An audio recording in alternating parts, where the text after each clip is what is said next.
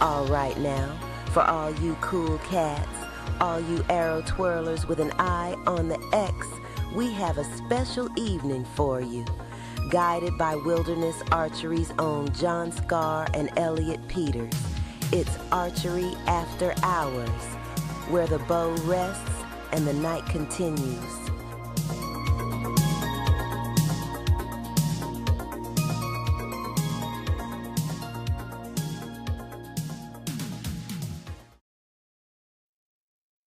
Ahoy, everyone, and welcome to Archery After Hours. We're coming to you live from Studio C.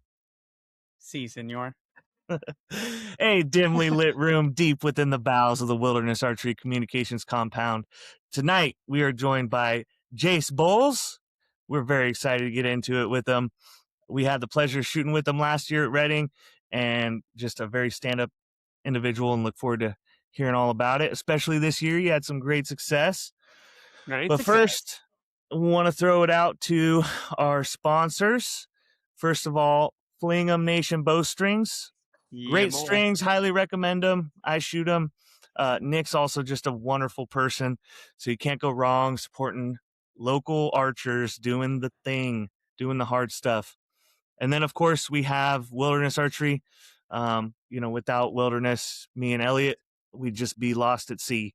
And if you're feeling lost at sea, go find what you need on our online store. We have it all. wildernessarchery.com. Other than that, you guys, if you need a bow press, you got to get a Sherwood Bowworks. Yes. Got to get a Sherwood Bowworks. If you need quality, same quality as, say, like a spike press or something like that, there you go. You got it. Half the price. Anyways, Jace, go ahead and introduce yourself.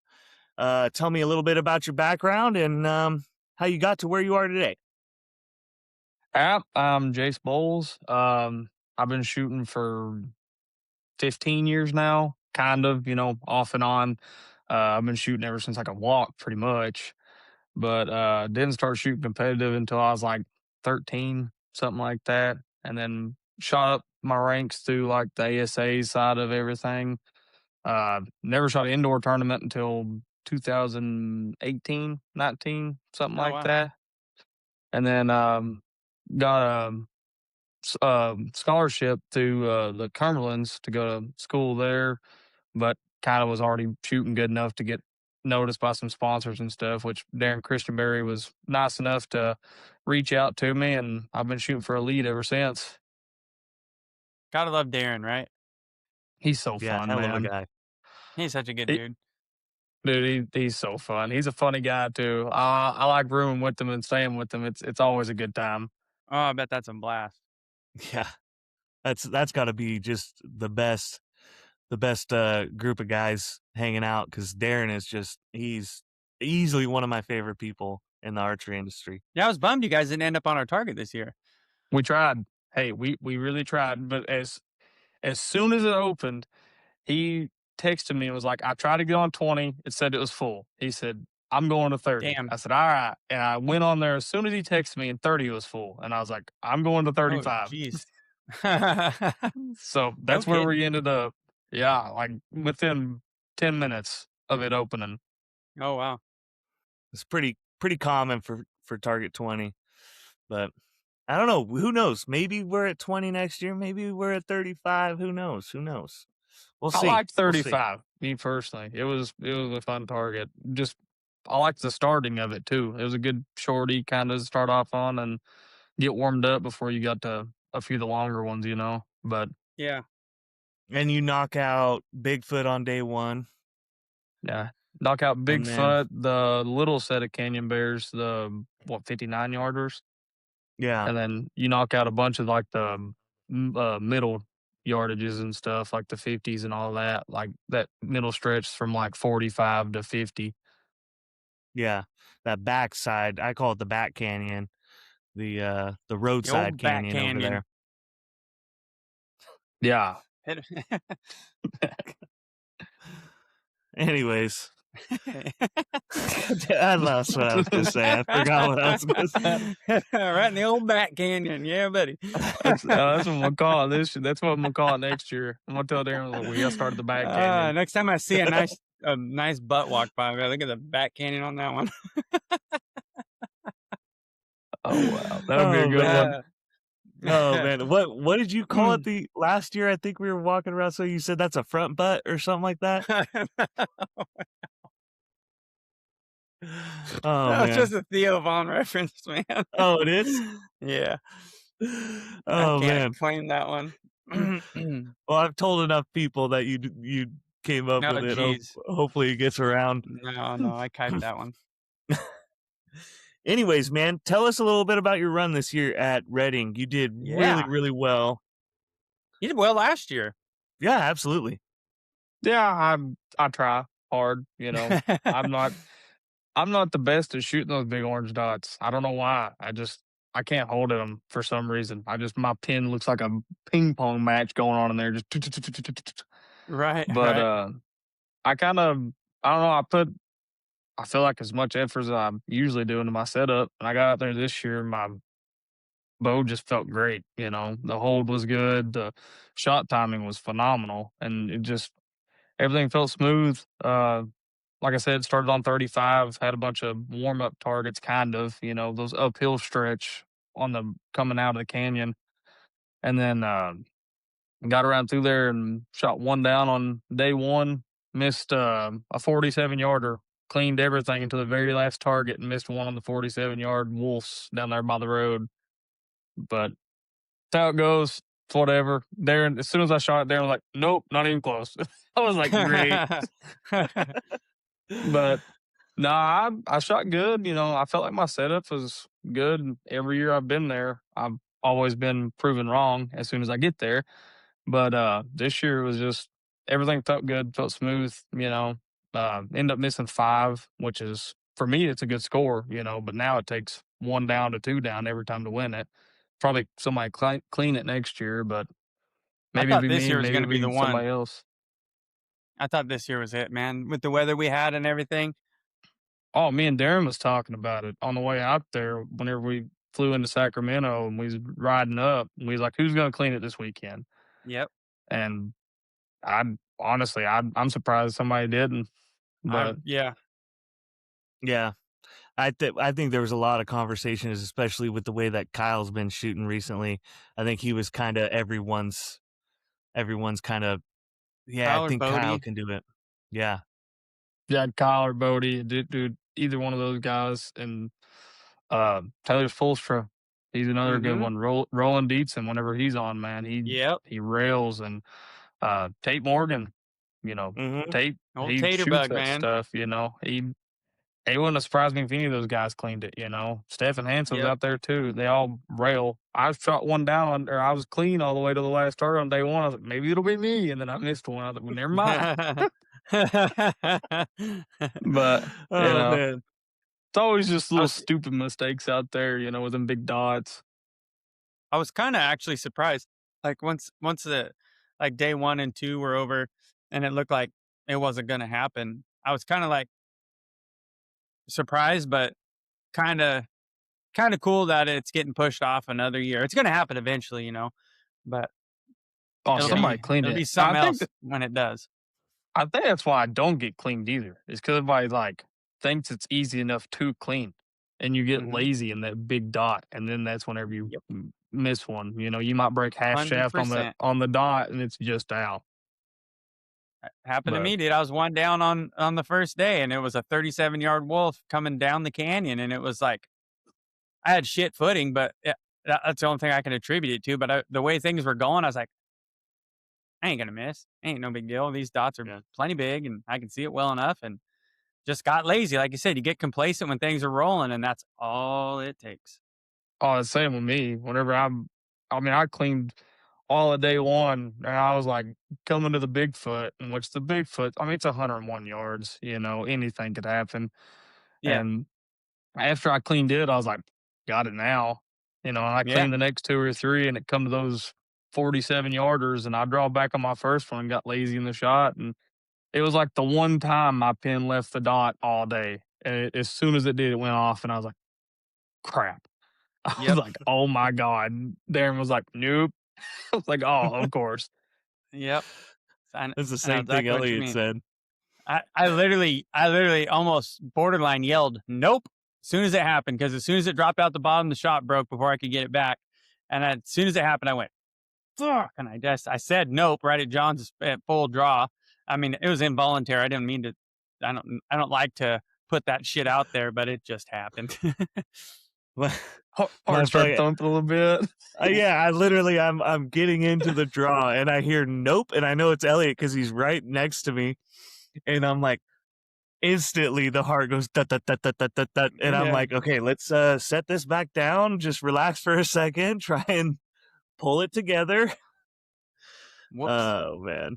Yeah, Dude, I even told him, I was like, next time if you can not do that, I'd really appreciate it. I don't need to know if you missed. It was not on purpose. You got it though, right? Yeah. Yeah, whatever me and Darren it. shoot out there at Redding, I don't know if it's the right way to do it or not, but like me and his partners, we always just alternate, so we can spot for each other. Mm-hmm. And I know like there was one target where he missed, and it was a shorty, and he missed, and like it was on day one whenever I was like coming around through there, clean.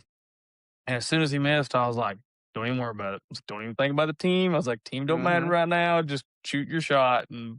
But it'll get you like I don't know, something about it just get your heart pumped a little bit, Yep. Oh yeah. Yeah. It was the only time. Oh, I mean, if you try and say, oh no, it doesn't, like you're full of nonsense. Yeah, everybody wants to clean as a team. Yeah, absolutely. Because that's what it does require for the team. Like, yeah, the course hasn't been cleaned individually, but the team portion 100% requires you to clean it. Yeah. Yeah.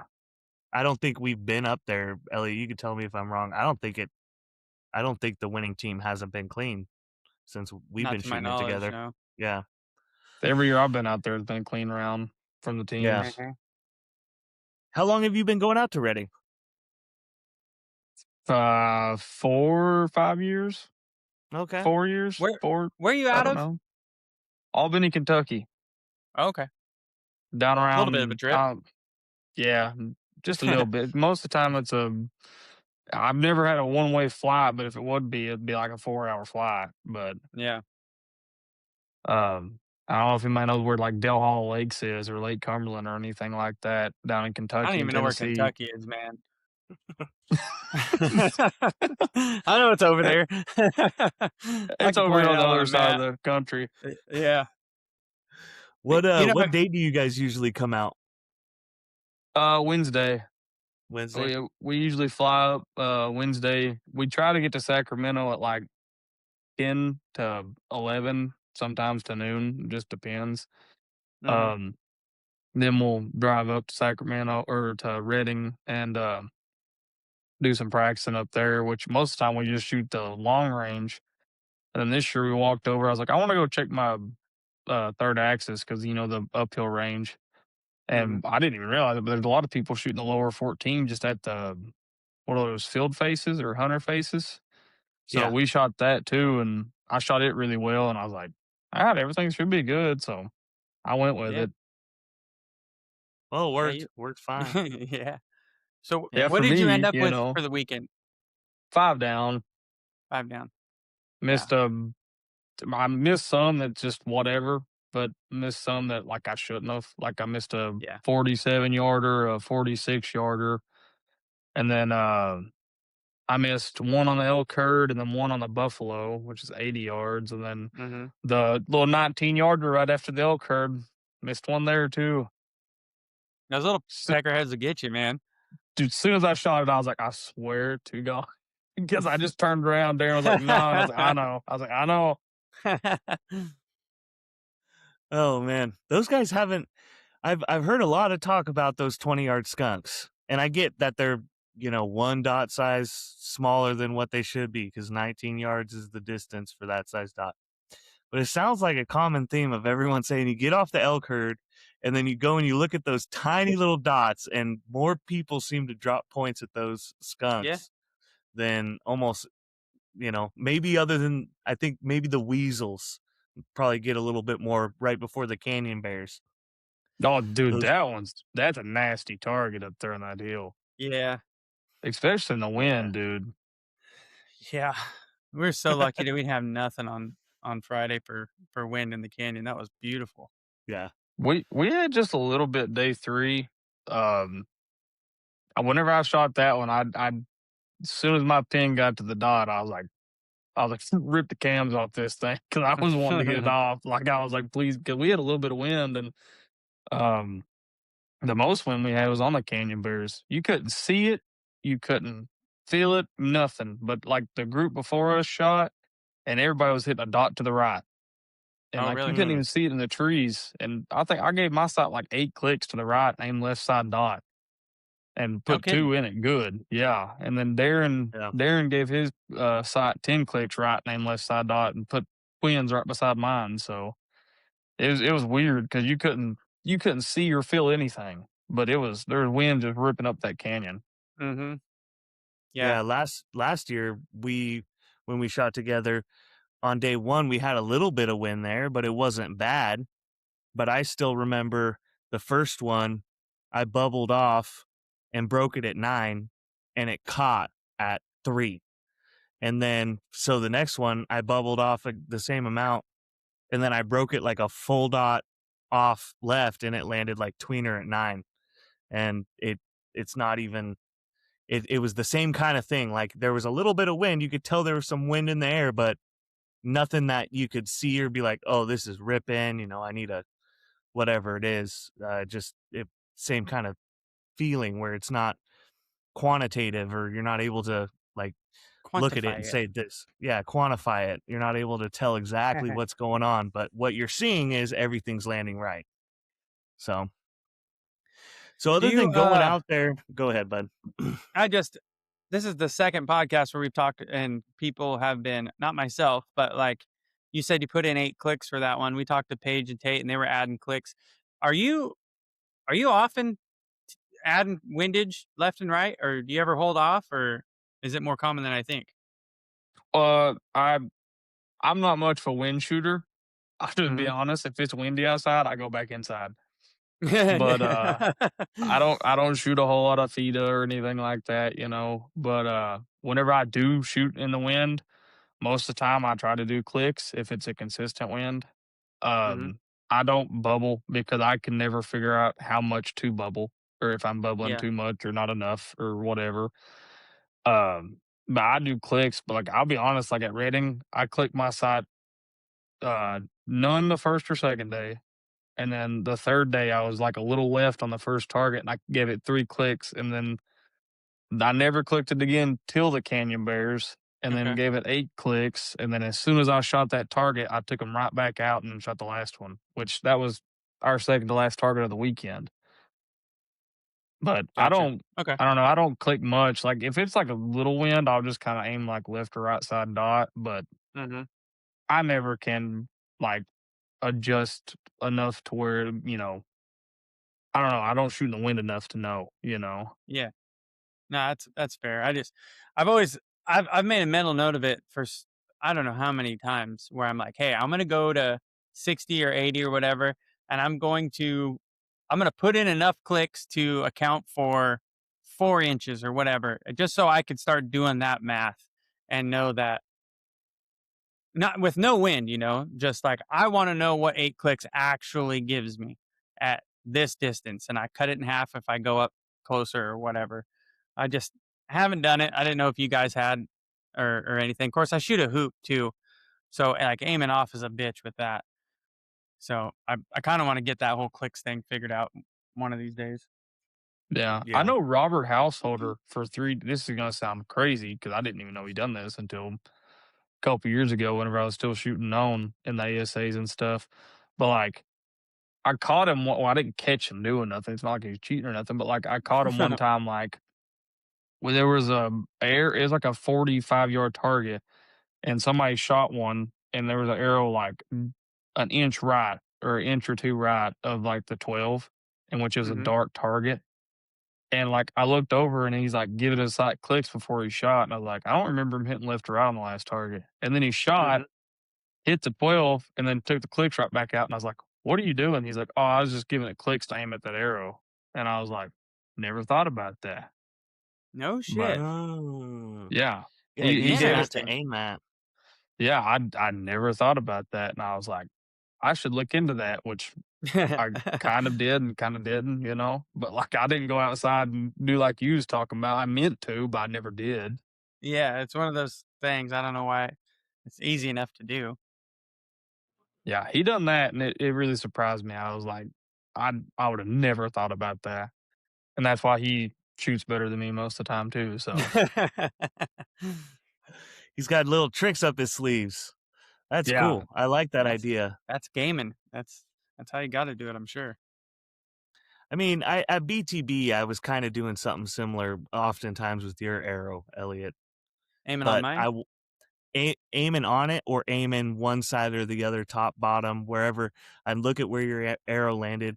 So Elliot runs the same kind of knock that I run, the biter flow red, and he's got Mhm. those pink AAE fletchings. So at BTB, it was like a second orange dot up there, and so oftentimes I'd look at where his arrow landed and I'd make hey, if I break it to the right of his arrow, that's where that dot is. Or yeah, he's right underneath it. If I can set it right on Never top right in of the middle. his. Plenty of times you were. Plenty of times. You really smoked that 3-yard fox on Did the I? platform. Yeah, that sucker was donut. I don't remember. I see, that's how I've always done it. Like if there's an arrow close to it, you know, aim like left or right side or high or low. And I never once thought about like, hey, he's an inch right. I'm gonna give my sight 4 clicks and aim at his arrow. Yeah. You know, I never thought about that, but it's pretty smart, you know, if you know exactly how many or how far your, you know, arrow moves compared to how many clicks you give it. Yeah. There was a good day of just consistent, like 5, maybe 7 on the high side, mile-an-hour wind at our local range. And I really needed the time to shoot because I just didn't have the time to practice. So I was like, I get it. I'm going to be shooting in the wind a little bit. Where I was at, I wasn't getting blown on so much, so I wasn't getting affected that way. But my arrow, as soon as it left the bow, was getting touched the whole way down there.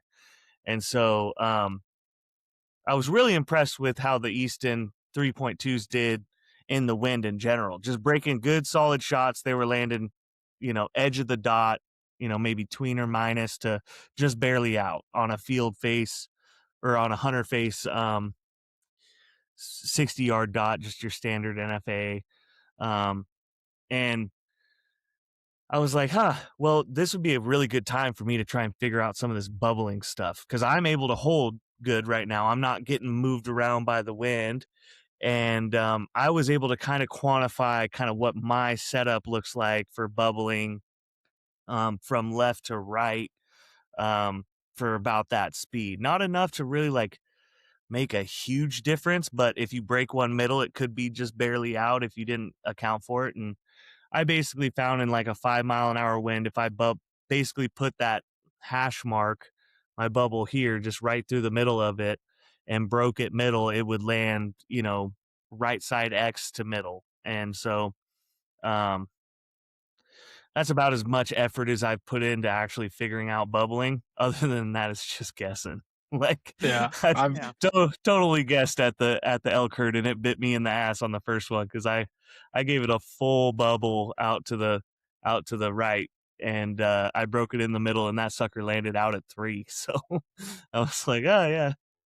yeah. So I missed the one on the elk herd. And we had just a small amount of wind coming through there, and dude, Mhm. I felt like I broke like 3 o'clock X-ish on my first shot. I shot it and it was like 6 inches right. And I was like, whatever. Darren told me, he's like, I was like, I have no idea. So I didn't move anything, didn't do anything. And I was like, whatever. I just loaded my second arrow and shot it, aimed in the exact same spot and hit like 3 o'clock X-ish. And I was like, I don't know. I was like, I have no idea. So I can't call went on. oh man. At those I got- distances, there's so much unknowns. There's too much hang time and like the lightest little breeze. Like it's hard to judge that. It could have been like me too. You know, I could have made like Yeah. just a little bit of a weird, weak shot or something. It felt fine.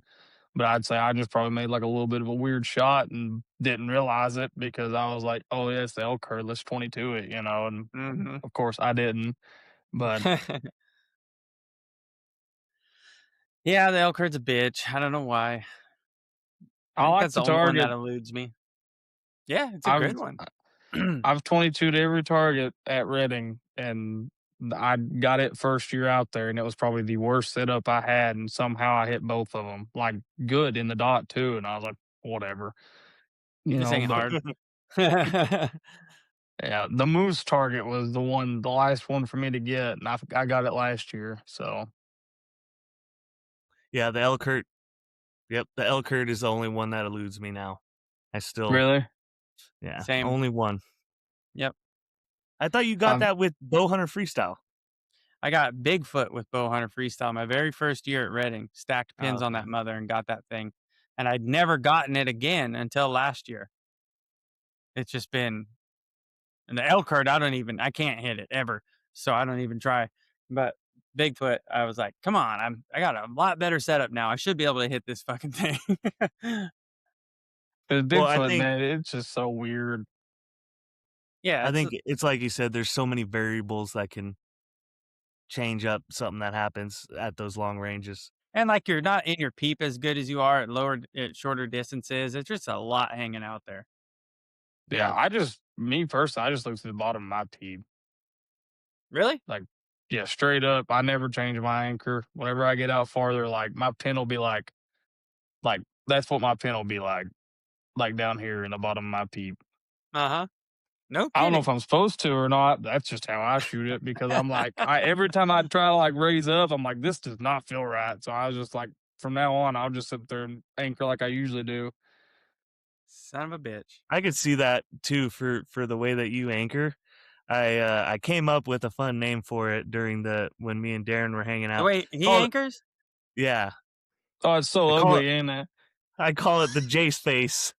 Dude, it's so ugly. I don't know how it happened. Like I look back at old pictures of me shooting, and I'm like, why can't I look like that anymore? I don't feel like I've changed anything. Oh Now I gotta man, go back and look. Oh, dude, it's it's unique. such a weird. It's unique. I swear, I don't know how it happened. I don't know. It just kind of slowly kept getting down more and more and more, and I'm like, I don't know what I'm doing. So it it works all the times. Sometimes it don't. Yeah, clearly. Hopefully there's somebody that's like struggling, trying to get a little into 1500s and stuff, and hears that and goes, I think I'm just overthinking it. Because there's a lot of people that would probably be like, oh, I'm not in my peep well or something like that. And you just said that you're hardly in it at all and shooting it fine. So that's kind of Yeah. nice Oh to yeah, hear. like I can almost see my bubble underneath my peep whenever I shoot at 100 yards. Like I ain't even joking. Like I was straight up like level everything, and then like I'm looking and I can see like the bottom side of my bubble at 100, and I'm like, whatever. Eh, looks level. Oh, that's funny. I don't really have that issue where like I don't know what it is, but I just even at 100 I come in and it's fine. Now, what I do see at 100 for me is I'll lose the if the shot runs long, I'll lose the scope going upward. Hmm. Yeah. This year, I But will say my my peep fit me better at 100 than it usually does. Wherever I set the peep height this year, some years like I don't know, I have no idea. I didn't pick like a range, and I didn't average it out and go, okay, I gotta set my peep for 47 yards because that's the average, and do all this stuff. It's just where it was comfortable. Some years I feel like my anchor is really loose when I get out that far and that scope's that low. But this year wasn't really like that. Like the long stuff felt pretty solid. So I Yeah. have no excuses. I set my peep just like I think mine's measured out to where it's the same on every bow, like indoor 3D everything or rating or Hmm. whatever. And like be honest with you, most of the time too, whenever I shoot, I try to line my scope up with my peep, but a lot of the times I look to the bottom side of my peep like 9 times out of 10. Like even at 20 yards, like I Ain't can even like my using it. yeah, I I'm like tried to fix it in years, like for like 3 years, I've tried to fix myself from doing it. I've tried nose buttons, everything. And I was like 2 years ago, I was like, I'm just gonna leave it, it's whatever, you know. And then a bunch of other podcasts with like Matthias and all of them started talking about how they don't even look through it. And Yep. I'm like, I'm not the only one, you Yeah. know. Like The maybe it'll elite be all aren't even right. doing it. Yeah. Shit. There's got to be, we're doing something wrong, I guess, because we're, I'm just gonna take it out, I guess. yeah.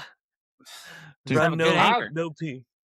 Dude, for years I was like, I need to fix this. Like this is the reason like I'm missing. And then whenever I finally just like accepted it, like I feel like I just don't worry about it as much and I don't think about it as much and it's better now. So it's whatever. Gosh, I'm I gonna need to go try that. shoot again. Yeah, I know. I'm gonna try Same. not I'm gonna carry be. it. I'm gonna try it and just be like, I'm not even gonna get in the damn thing. I'm just gonna anchor like usual and see what happens. Science. Oh man, I think that was a good segue talking about targets that elude us to move into actually a listener question, specifically about like Redding. If you could design one target at Redding, what would it be? And so, example, like, would it be a downhill, uphill, side hill? What kind of angle would you go for? Would you want there to be some sort of technicality, like a cross breeze, say, like at the elk herd? What would the distance Why be? would you want a breeze? It's just a question, man. Just a question. I thought we were gonna pick an animal. I was gonna say a donkey. And I get what lastly, you're of course, saying. what animal would you go for? What kind of? Let's hear what Jace would want for if he could design one target at Redding. What would it be? Honestly, I don't know. Maybe a giraffe or Oh, something Okay. like that. Yeah. Like you don't have to go like huge one. You know, you could do. I know this sounds bad. But you could do 13-yard giraffe. a baby giraffe, you know, or something like that. Oh Maybe at man, like PETA would come after us. yeah, for real. But like you could do a giraffe at like I don't know, maybe I like a 60-yard target. Me personally, like a 60 to 65-yard target. I like the 65 more because you get the bigger dot. Yeah, of But course. but I'd like to see it like on a steep like side hill, like Mhm. Oh, steep side hill, like you're shooting yeah. like that way, you know, on a steep Mm-hmm. side hill. Because like I feel like there's some side hill shots out there, but like if you got one on like a really steep one, it'd be really tricky. You know, maybe a shade Yeah. uphill on a steep side hill. That'd be fun. It'd be nasty. It'd be a nasty Yeah. target, especially if it's like at 59 yards or something. 69. What the hell? 69, yeah, yeah, 69 yards. Yeah, no, that's cool. What about you, Elliot? I'm saying a 69-yard donkey. Like he Like said, one of those painted donkeys, or uphill. No. Full size donkey, burro, straight out burro? of Oh, the okay. Nevada desert, dude. Uphill, slightly quartering to with a side hill. Why not? Okay. Let's make this course not cleanable. Yeah, let's make Redding not cleanable. So mine is a little bit different. Mine would be specifically, I'll just make sure because I wrote it down so I don't misstate it. But basically, what I would want to do is a 30 plus degree downhill at about 15 to 17 yards. What kind of animal? Pin-up koala. Mm. People hate that too. Oh man. Sloth. I mean, they don't have them anywhere, but no, the flamingo. Do a flamingo. Oh, Just that'd be like cool. that, just like the outlaw money target. All right. Yeah. One of those wild creek flamingos. Mm-hmm. And it's standing normal to your spot. So your dot is like this. Half gone. Yeah. No, Oh, yeah. tip it back a little bit, make it easier. No. Make him stand straight up on one leg. What the hell? Yeah. But that specifically for me is all about tech. And if you could throw a side hill in there, absolutely. But I mean, I'm talking 30 degrees minimum downhill. Just so it's something else people got to learn. Something that Yeah. got to learn how to shoot and whatnot, because there's a mathematical or physics equation that comes into those types of shots. And so being able to add a different level of technicality to it Some more is homework. yeah, just more homework. That's all. Yeah. That's all. Or just know how to shoot it. That's an interesting question. I thought it was a fun one. Yeah. Thought it was a fun one. I liked it. I'd never thought of making a new target, so No. Well, we'll talk about it offline. Never mind. Anywho, what rangefinder do you use? I can get it with me. It's a Leopold, the RX 1600. Okay. That's what I I think use. is what it is. Yeah, Yep. had it for years. It's a good rangefinder for me. You know, I got one, bought it new whenever I was like first getting into college, and it didn't read black targets. Sent it back. They sent me a brand new one. And I haven't had a problem with it since. So No kidding. Yeah. I had one too when I first started, and I thought it was great, and then I'd get like these weird bounces where it'd go, oh, so the stake says 70, but it says 69, and then it says 71, all this bouncing. So I sent it back to him and I go, hey, you know, I know it's past the warranty for what you accept or whatnot, but I'll pay for you guys to fix it. I need it to read accurately. And the guy emails me back and goes, rangefinder works great. You're just using a piece of shit battery. Here's a free Duracell. No way. nice. Yeah. And that fixed it. And I never had a problem with it since until I got the Leica, and then I've run the Leica Whoa. since. Dude, that's I like a never thought hot about the tip. battery. I would have Yeah. never. Yeah, he goes, I was using an Amazon battery, I think. Oh, Or you cheap bitch. well, they're hard to find. Sometimes you can't find those The CR2s? ones. Yeah. Or No, maybe I'm not looking hard enough. I don't know. Any Either place way. other than a gas station that sells batteries has them. Either way, I was using, I think, Amazon batteries, and he goes, no, you're using a piece of crap battery, so this thing is not running properly. That is a crazy hot tip. I don't know how you've never said that before. Use good batteries. Yeah, use good batteries, and it worked Yeah. great. I never had an issue. It even ranged well on white and black targets, like you were saying, where black targets have an issue. Mhm. Yeah. I tested it right out the box. So the first thing I did was take it to a hunter face and see how it ranged on that black face, and it ranged it straight up. So See, Wow. mine would not range a black target. Like I tried everything. I never tried swapping batteries. I never tried that. But I tried. Like I'd click a bunch of targets. You know, have them set up in my yard or something. I'd go to a black one, click, and it'd just be lines. And I'm like, I don't know. So I sent it back to them, and they sent me a different one. Okay, can you give me a rangefinder that's not racist, please? Jesus, we got a lot of shit to do. Yeah. Whenever I did send it back too, 2025. I took a marker because I was like, I don't want them to just send me back the same rangefinder. So I actually took a marker and marked on mine like a little bit to where like it was like to see if it was the same one. And it was a brand new one whenever they sent it back to me. I was like, all right, cool. All right, cool. That's funny. That's neat. What program are you using? Are you using our precision cut? No, Archer's Mark Attaboy. just ran the Don't. God damn it. You're going to send this poor bastard down a rabbit hole that he does not need to do. Who, Just me? tell him you use precision cut, Jace. I can't deal with this anymore. Fuck that. Archer's Mark works fine. I've never used precision cut. I used Archer's Advantage for a while. Loved it. They changed the program online, and I didn't like how it was. And I was like, I'm gonna try Archer's Mark, and I tried it, and the marks worked pretty good. So I was like, nah, whatever. I'll use it and go on with it. So and then I got to Redding, everybody's like, oh yeah, Archer's Mark's not the way to go. You need to use precision cut. And I'm like, I'm shooting fine with it. So like I don't know why everybody else is fussing about me using Archer's Mark, but Yep. I ain't worried I about think it. precision cut has the ability to probably be the most accurate thing you could use.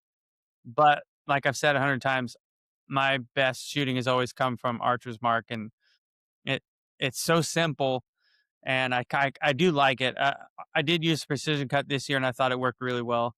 But question though, do you run the cut on your rangefinder, or are you pulling line of sight and then inputting the degree into Archer's Mark?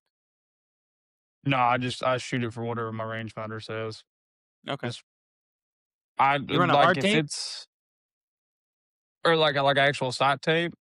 Yeah. No, I just You're use running the the app. marks on the back. Yeah, just Okay. I hit the print button. The one thing I don't like about Archer's Mark is like you can't print off sight tapes, Yeah. like because that would be so convenient for like ASAs and stuff. Yeah. But I wish you could actually print off sight tapes like Archer's Advantage and Precision Cut, you know. Mm-hmm. But for I'm right not a now, huge side no. tape guy, but that is a cool If thing that they cornered. They made it real easy. yeah, I use sight tapes for ASAs for like my 3D setup because it's just out to Mm-hmm. 50. Like right now, Yeah. I'm just using the CB metal tapes. You know, Oh, really? they're accurate enough out to 50, but whenever you get past like 65 or 70, that's whenever they start. Just like any other sight tapes you buy, like the Gun Stars or anything, you're not going to get a Mm-hmm. real accurate sight tape unless you put in Precision Cut or something like that. Right. But yeah, I just run whatever the rangefinder tells me. But like I will say though, like at Redding, like if I clicked it and it said, 45.4, I'd just put it on 46 and just hold on it. If I hit a little tall the first time, I'd give it 2 clicks and then hit in the middle. But Perfect. This is a very keep it simple type of way of going about it, and it worked for you. So I'm glad to hear this. I think a lot of I'm people a might be like, I'm overdoing it. I'm a keep this simple guy. I don't overdo anything. Honestly, I probably should. I'd probably shoot better if I did overthink Yeah, some stuff, but 5 down's pretty good, all things considered. best I've I'm just shot out gonna there, so I was happy with it. Yeah. absolutely. I'm just gonna run a little test while you guys are talking here. I just Oh, curious, just Jesus. curious, just What are curious. Give you us running a another one test of them on? listener. Yeah, what are you doing? Oh, another listener question? Yeah, let's do that. So you Oh. like the loophole? I think that's a classic. Can't go wrong with that. We did hear Paige and Tate say that the I do want to look Bushnell, into the Bushnell. the Bushnell broadhead is like the best just for target archery. That's the shit Uh, thing. I was really hoping to say, she was like, I wouldn't hunt with it or something. I really was hoping to just upgrade and have one go to instead of having to run one for target. And because I well, run that Leopold for everything.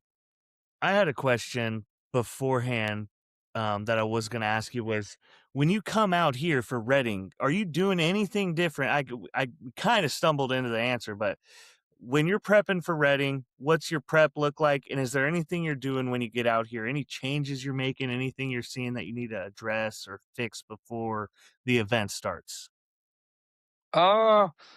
Like here at the house, whenever I prep for Redding, I mainly just I try to get my marks, good, and then I'll shoot a lot at like the 50 yard to like 70 yard, or not really Mhm. 70, but 50 to 60s, 65, something like that. Because I feel like a lot of targets are in that range, and Yeah. those are a lot of the ones that people miss on. So like that's what I done this year, is mainly just focused on those targets. Um, I might have shot 5 shots at 100, might have shot 5 shots at 88. Those targets are just whatever. There's 2 Yeah. targets out of 70. Yeah. And then I shot my third axis in, made sure it was good. And then whenever I go out to Reddit, like I'll get a sight tape at home or a sight marks. And whenever I use the Archer's Mark, I'll just hit the print button.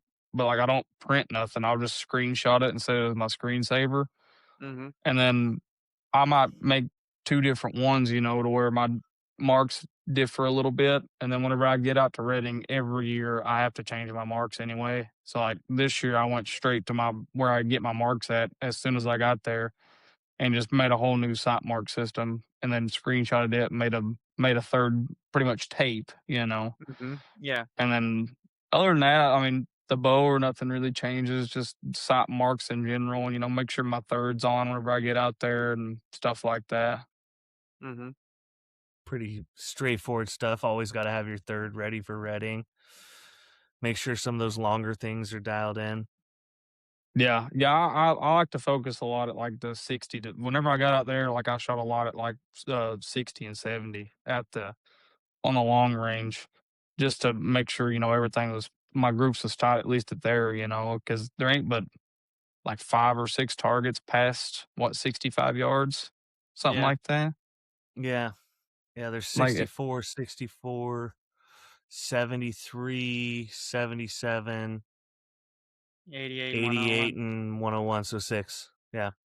6 targets past that, and like I shot them at the range there, but I didn't put a lot of emphasis on it.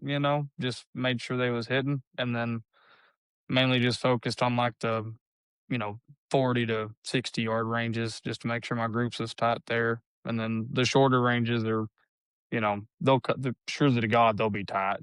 Sometimes not. Yeah. I did miss one at 20 yards, so. Wasn't the mark though, was it? No, it was 100% me. Like as soon as I shot, it dipped out last second. And I was like, "Oh my god, you're so stupid." Are you shooting a hinge or a button? A hinge. Yeah, Gotcha. I do not shoot a button. Well, before I ever started shooting like competitions, really, I had target panic bad, and then kind of had a guy teach me how to shoot a hinge, and that's whenever it all started getting better. Mm-hmm. And I can shoot a button really well, actually. I don't punch or command shoot or anything like that. I will not. Mm-hmm. I do think it's probably the most accurate way to shoot. It's just that I don't think I have my mental stability for that, Right. Um, Yeah. but I shoot a button at the house. I'll shoot a lot of Vegas rounds with a button at the house and shoot it really well. But whenever it comes time for tournaments, I just feel more comfortable with a hinge. How was Vegas? I missed one. Just Oh, just a little bad shot that I thought would catch, but whenever it's Vegas, it don't yeah. catch. So yeah, not a good year at Vegas this year. Wait, were you shooting a button then, or still on the hinge?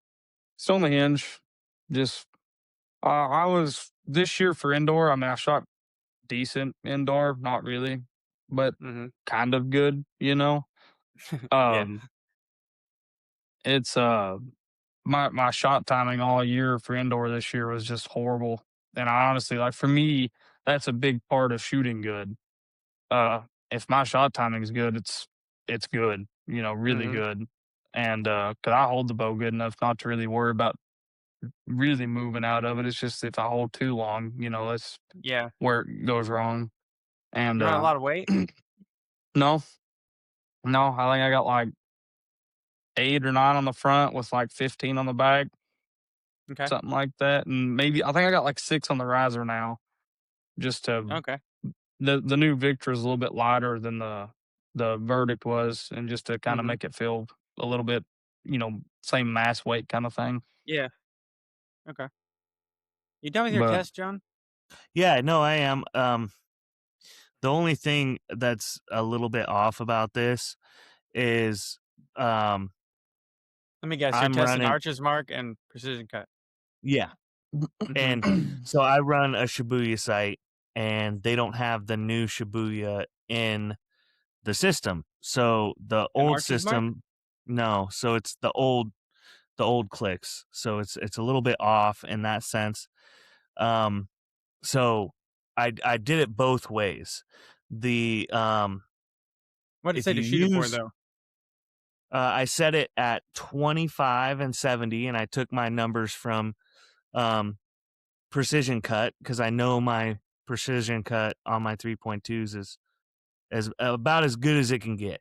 Mm-hmm. And basically I can just look at this and know that my that I need to use not the Shibuya input, but the Excel input, because it's closer. It's not as fine as Shibuya, but it's closer than what they have listed. And it's pretty close. It's pretty close.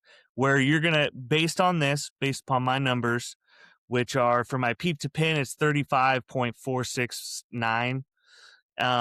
My peep to arrows 3.875. With a 20 click, 32 turn sight, 463 grain arrow. Fucking hunting arrow. Yeah. My 25-yard mark on precision cut is 11.65, and my 70 is 44.85.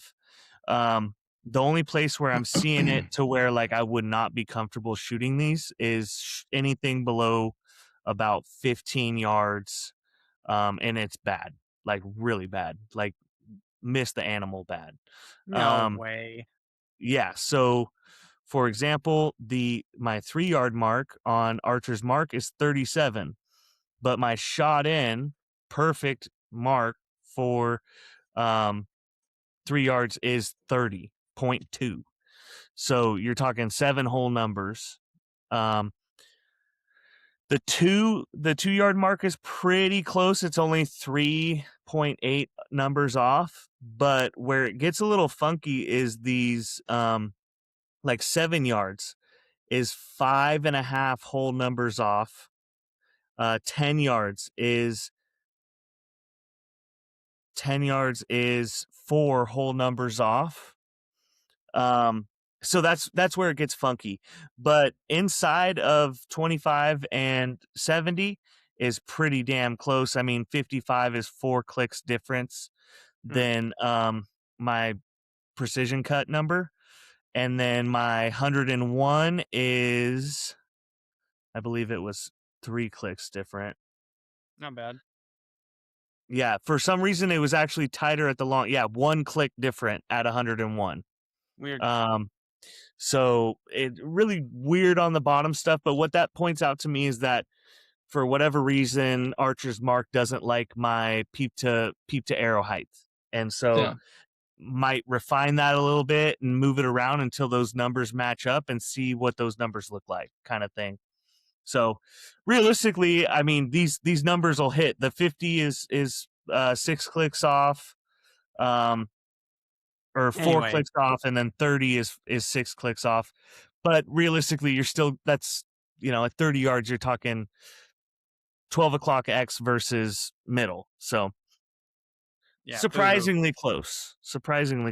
I was a little impressed, to be honest, outside of the short stuff. He was wanting it to be worse. Yeah, he was 100%. Yeah. I was really hoping. I mean, I would not shoot one of these numbers below pretty much I don't know, I mean 20 is pretty bad too. It's about I've always said when my precision mark was on, I could go to 3 and be right on. And if it wasn't, if it was tall or something, I knew that one of my put in numbers was not exactly right. Not my peep to, I never adjusted my peep to arrow and all that shit. Like those numbers were hard numbers and I left those alone always. I just went back and like shot 20 better or shot 60 better until I really, and when those were money, it was money from one end to the other. Yeah. But on the Archer's mark. Yeah. Mine seemed pretty good. Like I side in it whenever I get ready for Redding. I side in at 20 and 80 just to make everything good, And then my short numbers seemed pretty good. I never moved anything. I just, I checked them, but I didn't. Yeah. I didn't check like the. I don't know. I think I checked my 3-yarder and then I was like, it's good, whatever. Yeah. Yeah. So it's a big enough. I was hoping that the 7-yarders and stuff like that was good too. But the dots are big enough too at that distance. The 3-yard dot is a little bit smaller, but the rest of them are big enough to where if they're just a couple clicks off, it'll be all right. You just gotta hit the edge. No, like I said, it really shows me on this that I would have to probably fine tune my peep to arrow height to figure that out, because that's got to be where the disparity is in that calculations taking a number that's not giving it good output back. So Give us that But next listener question. next listener question. What is a conspiracy theory that you believe in? It's like archery What? wise or like any wise? And there Both. was no yeah, let's hear both. I don't even know. I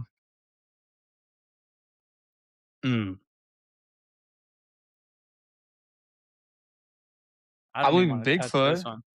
Do you? Like actually? Well, like I don't know if it's like a Bigfoot, but there's got to be something out there like that. You know, All right. I'm not gonna sit here and be like, "Oh yeah, Bigfoot's real," but there's got to be some kind of Yeti thing out there like that. You know? I'm not against it. There's been so many freaking reportings and sightings over the years. Like, it It's wouldn't blow always my some mind. guy. It's always some guy and his Yes. buddy No. drove shit out of the middle of nowhere. The Or it's- only thing that makes me like, I've always been like a pretty big believer in it, but like as of late, as much trail cameras that there are now, I thought for sure something would have come up, by now. I don't know. I just I don't know. I feel like somebody would have seen it by now. I'm not like a huge believer, but like I've just got to like be like, You're hopeful. there's got to be something out there like that. Gotta be. It's not like I sit here and think, oh yeah, Bigfoot's in my backyard or anything like that. But like, it's just it'd be crazy to me to think that like somebody just made that up. Yeah. Like A lot years of and people. years ago. you ever That's just good. been dying for attention? You just got no one to talk to, and That's the last place I'm going. Is there's a big man outside. Yeah. I seen a 10-foot guy outside. Man, he was hairy too. Yeah, big feller. Yeah. No clothes.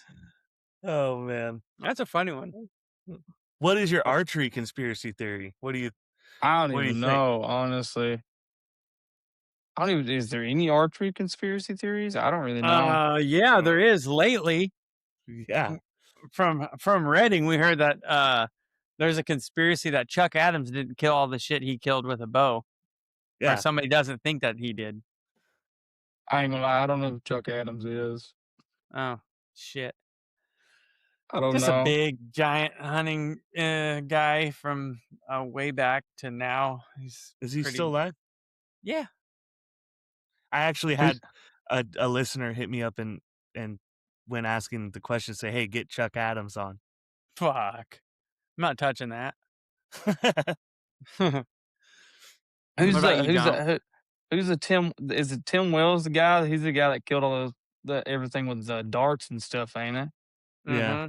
Mm-hmm. Slockmaster. Yeah, schlocked Sure. him. Yeah. Schlocked him. Schlocked him. Cool. Dude, stoned a baboon with a dart. That's pretty crazy. I don't know. Yeah, we heard that at Redding. That was pretty crazy. Yeah. I don't think you could tell, and the guy had a whole explanation as the lighting on the animals. There's no blood. There's everything's clean and nice. Like he did not sometimes kill when you all kill those. shit with a broadhead, it's pretty graphic. As much shit as he's killed, you think that at one point or another there'd be a pretty graphic photo. Yeah, honestly. I mean, we've seen some just from some of the broadheads that we shoot. Elliot's bear was pretty graphic, and then Yep. we've seen some hunting photos behind the scenes from some broadheads that are being and just tested. like even if you really wanted to clean it up, like, dude, I would have had to wash every rock around me. Like, it would have been a lot to make that, like, fourth grade worthy of show and tell. Yeah.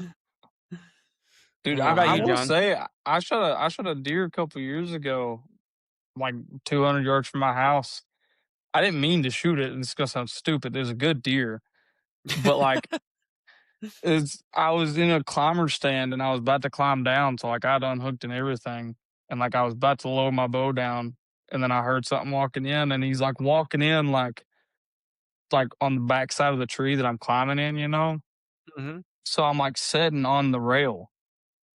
And I see him, and I grab my bow which I'm not hooked. So it's stupid dangerous, but like I was about to climb down and I'm like, I think I could shoot him. And I had like a window like this big to shoot through. And I was like, I don't know. So I drawed back on and I was shooting a thumb, which I hunt with a thumb button most of the time. And I draw back on him and I was like leaning way over and like I was anchoring and I was like aiming at him and I was like, I believe I could. And the next thing you know, it was like, "Poof," and I was like, oh my God. And he was like facing me almost, like almost facing me. And I was like, oh my God. And dude, I hit him and he ran like 30 yards and died instantly. And Perfect. which I was shooting the slick trick, the raptor tricks, and which I've killed a few deer with them. They leave a giant gash on the exit hole. Which the entrance hole is the kind that it goes in and flips open after it enters. And so I got to the deer and he's like laying there, but he's like laying on the side that the exit hole would be on.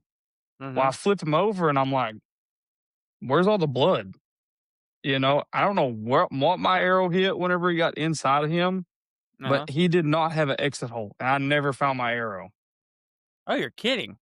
Yeah. Like, which we don't like, we'll skin the deer, Yeah. but like, we don't gut them because like, we just, all you're getting is like the inner loins and stuff. And it's just not worth it for us because we make a lot of jerky and stuff. We don't make like deer steaks or nothing like that. And what? We don't. What? We just dude, we make a lot of jerky. My mom makes really good deer jerky. I'll say that. So sounds like a crime. We usually don't gut them, especially if we're in a hurry. Sometimes if we want some, we'll get the inner loins, but we'll just get like all the back straps and stuff like that. So I was like, well, we have a hole back here where all the coyotes go and stuff that we dump the deer in, and then if you want to go shoot a coyote, you can that night. I was like, well, I'll find my arrow, laying there after the coyotes pick it clean. Never found it. Never had an exit wound or nothing. And like my buddy texted me and was like, he's like, did you shoot it in the back? I'm like, no. Like my entrance hole was like the perfect shot, but never found the exit hole or nothing. Didn't bleed a bit, not one bit. There's a coyote out there that was hunkering down, hurting real bad a little bit later. Dude, I looked forever for that arrow and I was like, I don't know what happened to it. So I was like, whatever. I got the deer. I'm fine with it. Yeah, got some jerky. Yeah, didn't get the deer steaks. I'm sorry about that, John. It's just crazy. You can grind it and make jerky out of it too, right? You don't have to eat it as steaks. Yeah, but how many do you get a year? We only get $1 a year. Oh, how many does? 2 in my area. Okay, yeah, that's so you can it. get Like deer though. Yeah, the next county over is like unlimited does. It's so stupid. Oh, really? Yeah, I can go to the next county and kill as many does as I want. But a lot of times whenever I kill a deer, it's just we ain't got like we're always in a hurry or something, So we tend to just skin them from the outside in, and don't even gut them and just go on. I'll make sure to delete your hometown afterwards. That way we don't ruin the hunting spots. Dude, I've only got one hunting spot and it's 100 yards from my back door. So yeah, that's awesome. Must be nice. Yeah. That's awesome. Yeah. There's some coon hunters over there right now killing all the coons as he eats my corn. So, how many acres are you on? I don't own none. I will say that it's my dad. He owns 60, maybe. Okay. 60 or 70 acres or something like that. We used to hunt down on a ridge towards a different county, another county close to our county, and it's actually getting sold this year. So we got to go down and take down all the tree stands that we had and everything like that. Dang it, that sucks. I got my wife's grandpa's place now to hunt on, and she's killed big deer there before. But it seems like ever since I was allowed to hunt there ain't no big deer anymore. So it'll come around. So before we move into this next topic, because this is a perfect segue, to answer your question, Elliot, my conspiracy theories for the world aren't necessarily anything that we want to talk about. But my archery conspiracy theory is that bear shaft tuning is a myth Oh, and unnecessary. I would agree with that 1000%. It's a interesting. myth. It doesn't exist.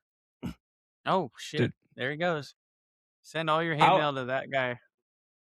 I would agree with that 100% because, like, are you going to shoot a bear shaft at a target? Nope, No. not ever. Not unless all No. your veins fall off, John. Yeah, we heard about that. I had to do that once when I was really getting into it. I had all my fucking veins fall off in a tournament until I got to a point. I was at Red Bluff.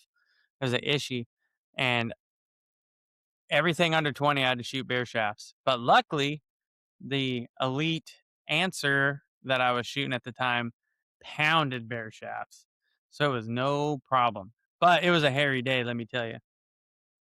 Ishii's this weekend, actually. Is it really? Yep. You want to go? I do, but I have a wedding here. Again, Madison Oaks, killing it, you guys. Back to back. Ugh. Back to back.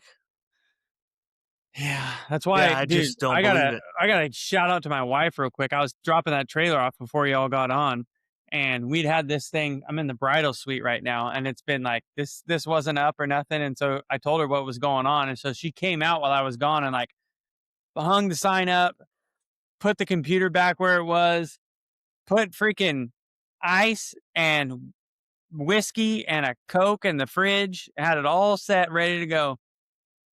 What a champ. Oh my gosh, it couldn't have been better. No kidding. Yeah. Team player. Yeah, save me some time. That's Anyway, I don't believe in bear shaft either. Yeah, I think it's nonsense. The other one that I kind of think is odd or slightly unfounded would be node tuning. What is that? Yeah, I don't think people do that anymore. I think it's more common in recurve archery, like Olympic style, but you're trying to find the node of that arrow, and it has 2 points, one on each side, and basically you want to set the end of that shaft on that node wherever that is, and there's a way to test it. I just don't think it. I made a meme a long time ago because one of our buddies was talking about it, and I said node tuning is torque tuning. Change my mind. Oh shit. And it was just because I did the test myself. This is a while ago. I did the test. I found the node, and then I was moving it back and forth, and basically what I found was it matched my torque tune. So if I torque tune the bow, I'm auto. It did the same thing for me. I had the same kind of reaction out of the bow and same arrow flight, and it landed the same. But I'm also not an engineer or physicist, so that's a fact. I'd never even heard of that tuning, so I had no clue what you're talking about. It's don't even bother, honestly. It's yeah. I get it. I get the idea behind it, and I have tried to set my bow up to do that long time ago, and I don't even move my rest to do torque tuning. I move my sight. So that kind of doesn't work in your theory, but I don't think it's that big a deal, especially probably because I've shot a drop away all these years. It probably doesn't matter at all. Yeah, I can't imagine it does. Yeah. Yeah. Anyway. But so, and I really like this question. What is your preferred animal to hunt? Do I need to elaborate, or is that straightforward? No, I think we get it. Okay, I like turkey hunting. Okay. Oh, yeah. Yeah. Kentucky guys. Yeah, I like turkey hunting. I love it, man. I like deer hunting, I do, but I get bored. Very bored just sitting there. I like being able to call the animal in. I actually don't get to do it as much these last few years because it's always right in the middle of like Louisiana ASA and then Redding right after. So like this year, the first weekend was the weekend before, and I was doing stuff with the wife and kid and hanging out with them, so I didn't go. And then actually yesterday, today's Monday. Yeah, yesterday was our last day of turkey season. And I'm gone next No. weekend too to pipe stem, the first IBO of the year. So I was like, I'm just gonna stay home with the wife and kid and not even worry about it, Yeah. But I love turkey hunting though. It's so fun. You're right. It gets looked over a lot, but like being able, it's kind of like, I don't even know what you'd say, but like deer hunting's cool. I love deer hunting. Deer hunting's my thing. But when you can hear something gobble back in the morning, like deer don't do that. You don't know if you're even close to a fucking deer when you're out there. But a turkey will let you know that there's hope out there in those woods, and that gets you jacked up every time, Yeah. dude. I'm telling you, like Oh when man. it's dark and you hear one shot gobble from the tree before they come down, like that gets you jacked up. It lets you know that hey, there's hope if you do your part. I get my heart gets thumping more turkey hunting than anything. No Like kidding. yeah, straight up. Like I get so like just jittery whenever I turkey hunt. And have y'all ever been like close enough to one to like hear them drum and like feel them drum? No, I haven't. I Like mean, yes, but not in a hunting Not a hunting. situation.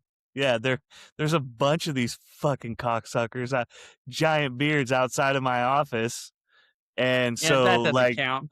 during like the last couple months, they get all worked up. I'll come out to my truck and they're fucking trying to fight each other in my rims, and so Nice. and so they get all worked up and they start drumming and stuff. So I've been right there. I've kicked one off my truck many a time. Like, hey, Yeah, get out of here. And they start trying to stab the hubs again. yeah, it's not like that around here. You don't see turkeys unless you're hunting them. Like you can't Really? get close to them out here. No, not where I'm from. You can't get close to them. They're I'll be damned. smart, dude. It's like whenever you get one close enough to feel them drumming, dude, it's just your heart gets to pumping and everything. I love it. Yeah, I will say, like he's saying, like we have them around here quite a bit, Yeah. and like where I work, I see them at work all the time in pastures, and they don't give a shit about nothing. But when you're hunting them, it's a totally different dynamic. It's not like that. Like when you're actually putting in the effort and stuff, and it's all coming together, coming to the decoys and that kind of thing. Like it gets you way jacked up. And every spring I'm like, I don't take this seriously enough. I just go whenever I have like a free minute or something like that. Like this year, I shot one. The only bird I shot this year, I shot with the air rifle, which you're legally allowed to do in California. But it was on my property. It was Easter morning, and the kids were like opening baskets, and I stepped on the back deck and I gave a little rip on the slate, and one fired off across the creek, and I was like, hell yeah, something to do after the kids are done. And like 4 minutes later, I look out the window and he's sitting on my back lawn strutting like a mother. And he bolted to the edge of the property chasing some hens, and me and my boy caught up with him with the pellet gun or whatever. So it wasn't as cool as calling them into a blind and like them not knowing at all that you're there type of thing. I've had that before, and that's pretty hard to beat. Yeah, we don't have a blind much here. I usually just sit around Up like the against the base tree. of a tree or something. Yeah, and Yeah. my last year we hunted a blind. Me and my wife did, and I was trying to get her on a bird, and which she was pregnant at the time, like pretty big pregnant, like not like big, like if she sees Yeah. this, I'm sorry, but she wasn't like big, but she didn't want to I like get- walk around, and like I'm the type of person like whenever I'm turkey hunting, like I'll hike up a mountain, Mhm. I'm gonna be out of breath, but I will hike up that mountain to kill a bird. Mhm. And I hated hunting out of that blind. Like there was so many times like I was like I'd hear a bird gobble and like she'd be sitting there. I'd be like, I could just leave her and I I could just go kill that bird. Yeah. Yeah. We But should leave. We should go after him. yeah, but yeah, it's fun, man. It's a lot of fun around here. I like to you can get a like a fan or something, and crawl through like a field or something to chase after Mhm. them. It's just it's exciting. That's what I need. I never saved any fans, but I wish I had some this year because I was trying to get my boy on one, and we got him on the edge of the property looking at the decoys. But I think like a fan or something, some motion would have set him off. Like I couldn't get him to cross the fence. But yeah. So the second part of this question, more importantly, what is your guilty pleasure to hunt? So, like, for example, I love I love mule deer hunting. That's my jam. That's what I like doing. But as soon as a buck is down, I retire the rifle and grab a shotgun, and I am a grouse killing motherfucker. And I like it is my favorite, but like I enjoy the moment the deer's down and I know, oh dude, the rest of this trip I get to just fucking kill grouse. Like this is awesome. Uh-huh. What's your guilty pleasure hunt? Probably squirrel hunting. Ooh. I Awesome. love it. It's fun. I don't hunt a whole lot just because I'm busy with work and shoots and stuff like that. Um, I love turkey hunting. Don't get to do it much. Uh, I do love deer hunting, even though I get bored. But like, I really do. Like, I haven't done it in a while actually, but I love squirrel hunting. Like, honest to God, like whenever I go deer hunting, which I don't gun hunt most of the time, except for turkeys, I do put the bow away and grab the thunder stick and take it and go kill one. Mm-hmm. But The old longbow. oh, dude, but like whenever I deer hunt, like I'll take like 2 or 3 arrows with me that just have fill points, and I will just lay the squirrels on the ground. Just like 9 times out of 10, like I'll draw back on one and like it'll like dart off before I can shoot it. But like if it sits there long enough, I will shoot one. I'll shoot a because you can kill a squirrel around here. I think I don't know, but I'm pretty sure you can kill them like year round. At least And I do. yeah, I do. Like I know last year, whenever I was like getting ready for Redding, I was shooting out the back of my dad's building, and I had a bag target set up at 100. I was just checking my 100-yard mark, and a squirrel popped out there and was standing beside the bag, like standing straight at me. And Oh. I was like, if he stands there for just another minute, I'm gonna pop him. And I was like, I ought to walk a little closer. And like I was shooting my target rig, my verdict at the time, and I was shooting the Ultra 204s. And I was like, I'm gonna shoot him. And then I draw back on him, and I was sitting there aiming at him, and I was like, I don't know if I should. And he never moved, so I walloped that thing at 100 yards. I was like, yes. I got down there, like I don't know what he done, but the only thing I can imagine is like as soon as the arrow hit him, he just like folded up, just Mm-hmm. just fell backwards. But I love squirrel hunting though. Like I've done it a lot whenever I was younger, but I like taking a little 22 or something out there with a little red dot and just popping them out of the tree. So funny you say that. Yesterday we were cleaning up because we had a wedding here on Saturday, and before everybody came to get their vehicles and help pick up or whatever, I saw a squirrel sitting down where the reception area was, and I pulled out that air rifle and I popped his ass, and it had to been at least 60 yards. It was the longest squirrel shot I've shot with that thing, and threw him in the freezer. I got 3 in there now. Me, the wife, and both the kids have gotten a gray squirrel off the property so far this year. But I made a wild I made a pot pie with the first one and some of that turkey from that one I was telling you about. And it was that squirrel was so much better than the turkey tenders that I cooked. Like, I mean, it stole the show. I was like ranting and raving to these kids. I'm like, you guys taste this? Like, this is that damn squirrel. Like, this is so good. What do you guys do with them? We'll cook them. A lot of times they're like, But how? I mean, like, I need some more recipes because I got them stacked up in the freezer now. or just I mean, the last time I ate a bunch of them, um, me and my buddy from when we was in middle school, we killed like a crap ton of squirrels one morning. Uh-huh. And the funniest thing is like we shot them. We're walking around. We like had so many. We was like, let's like hang them on this like barbed wire fence, and we'll come back and get them. And we go and kill like 8 apiece more. And we come back and like all of our squirrels are gone except for like 2. And I'm like, what happened to them? Well, at the time I had a little miniature dash hound, or my dad did. And I Uh-huh. look over and he's packing it through the field, and it's just dragging the ground behind him. Like, I mean, he ain't this tall off the ground. Yeah. And I'm like, oh my God. So like, I don't even know what he done with them, but he ended up eating them. I can guarantee it for the next 2 or 3 days or something. Sure. But we took him. I'd always take him to my grandma's house before she passed away, and she'd fry them up. And most of the time we'd go early in the morning, and she'd fix us some gravy and biscuit and stuff like that. But she'd fry up the squirrel brains too. She No eat the kidding. brains too, yeah. And it was I always said if my grandma Betty fried poop, I'd eat it. Like that's how good of a cook she was. And dude, like she was frying that squirrel brain, and I was like, "What are you doing?" And she was like, "Oh, this is the best part. You got to try it." And I was like, "Might as well, you know." So, and Yeah. it was really good. No kidding. Yeah, Oh, it's the I don't kids know are gonna what hate me for that one.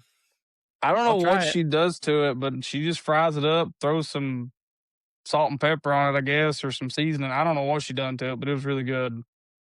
Damn. All right. Got to Oh get another man, squirrel because I tossed the head in the creek. toss the head of the creek. Beaver got it. That's what happened. Oh man, have you ever eaten beaver, Jace? Nope, not once. Oh man, when we moved in, there was a beaver in our pond, and he chopped down the weeping willow that we had, big decorative, nice weeping willow. Right, we have a wedding venue, right, so it's kind of a necessity. And he fell that son of a bitch right into my pond. And it was like a week and a half later, I was putting up some lattice, and I was running an impact. And as soon as it was dark, it was after work, kids were in bed, and I freaking sent that first nail in and went, brrr, and that beaver slapped his tail right in my pond. And I went, oh shit, he's back. And I went and got my wife with a flashlight and I shot him. Long story short. And we cooked that thing a bunch of different ways. And let me tell you, beaver is phenomenal. Really? Like, yeah, like Instapot, like do it like pulled beef or whatever. Dude, we did tacos, we did nachos. That shit was so good.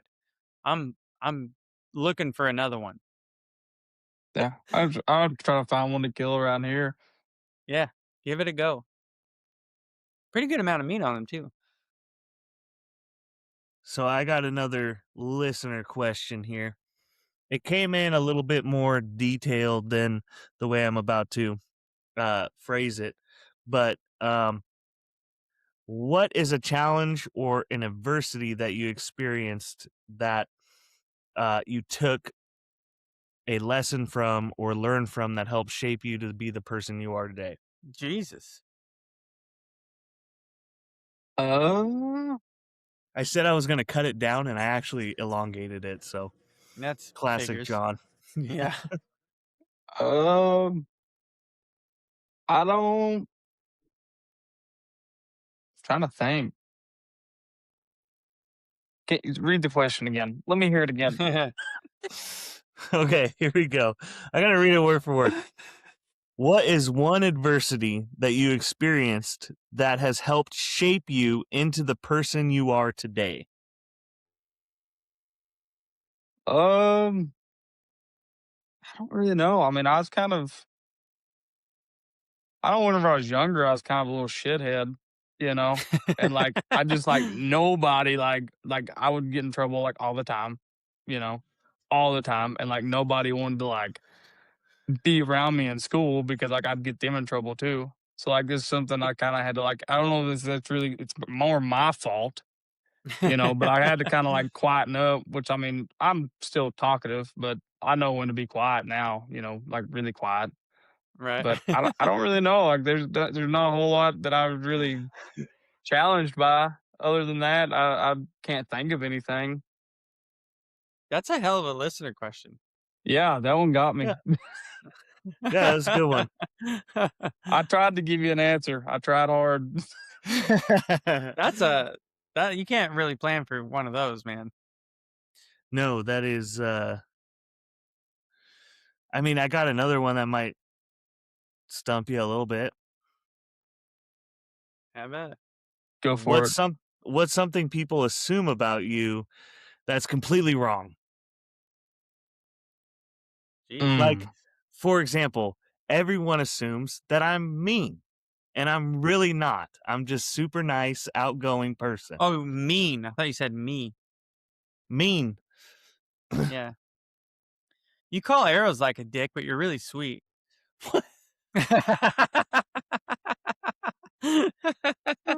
Oh goodness. Whatever, from my own partner. Oh yeah. This is the guy that called both of my questionable ones out this past weekend. Dude, I didn't want to look like I was pulling favors because I thought that shit was out. That's fair. Think it's Not out. even- Call it how you think it is. Yeah. It wasn't even close. It wasn't even close. I feel like a lot of people think like I'm just kind of like a hillbilly, like redneck. Like I am Well, in you eat certain squirrel brains. occasions. But I know like Stephen Altizer, like he's straight up thinks I'm like a redneck, like out of the backwoods. And I just let him think it. I don't care, like it don't bother me. But like I don't know, I just go along with it. I really don't care. But I'm not like too big of a redneck. But like just slightly. Yeah. Just What do Just you slightly. guys might have hit it already, but what do you do for work?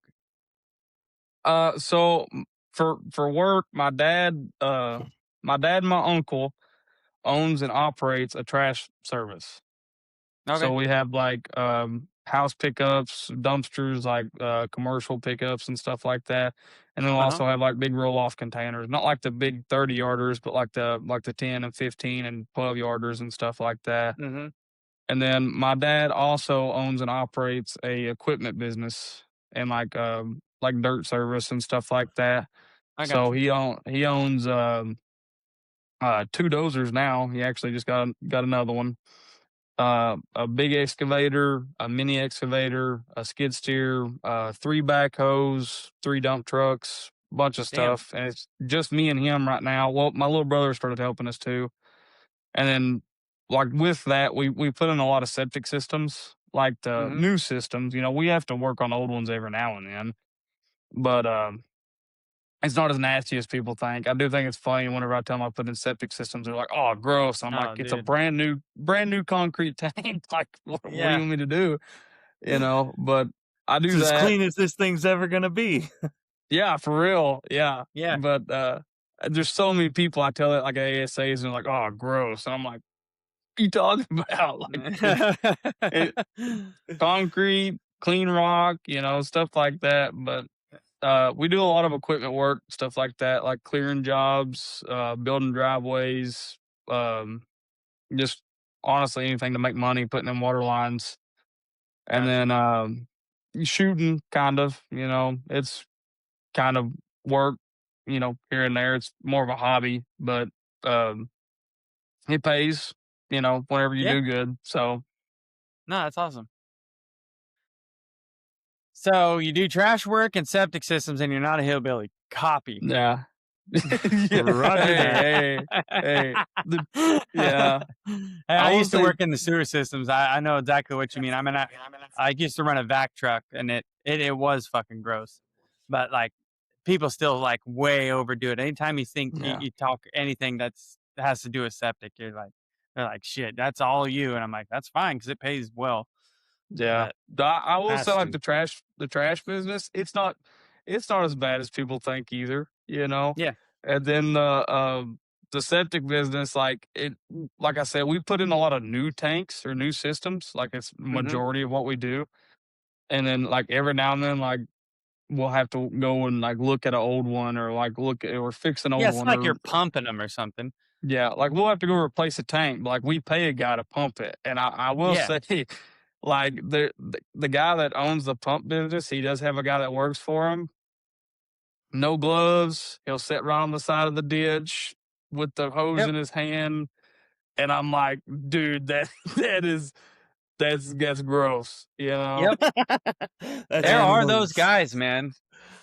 Yeah, and dude, like that guy, like I did like tobacco and stuff. Yeah. And that guy that helps him does too.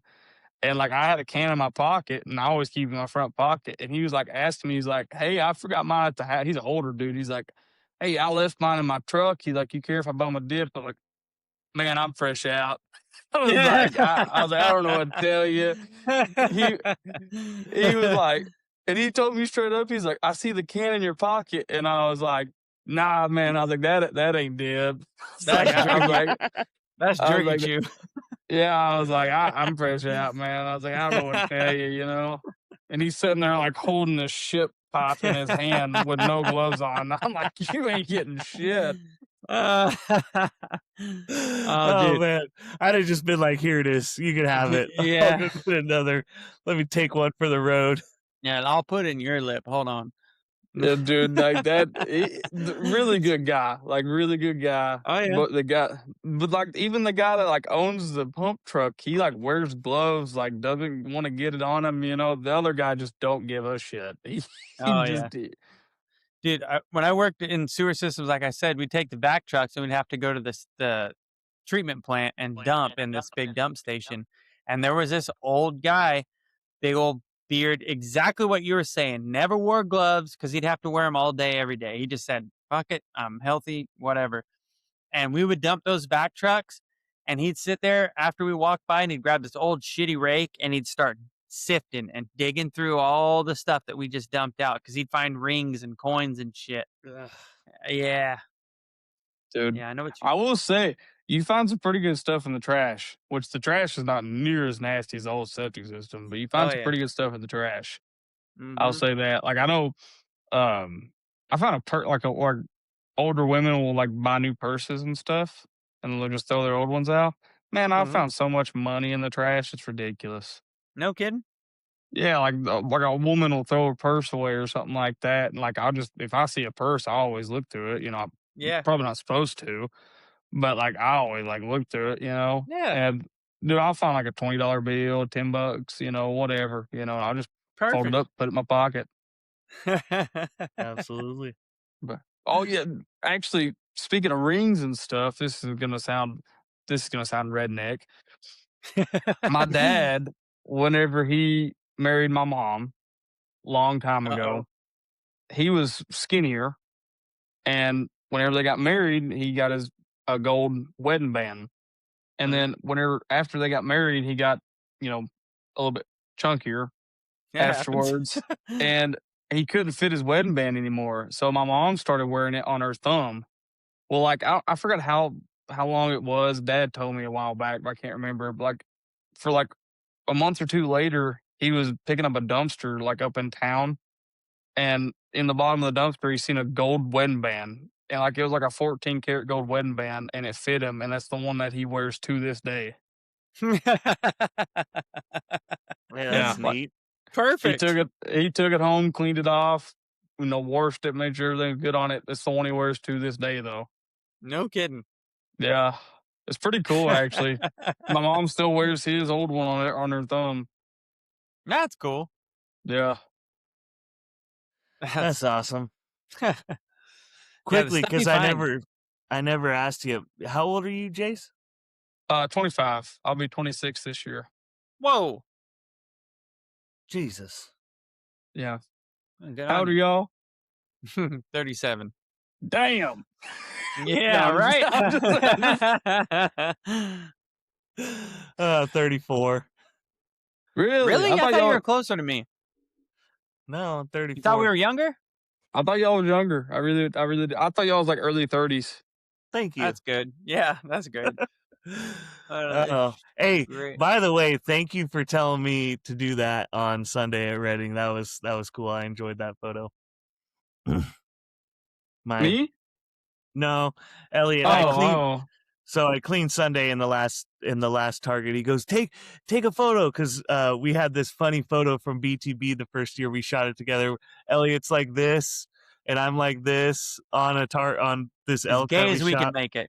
Yeah, just about as gay as a pack of doves, and he's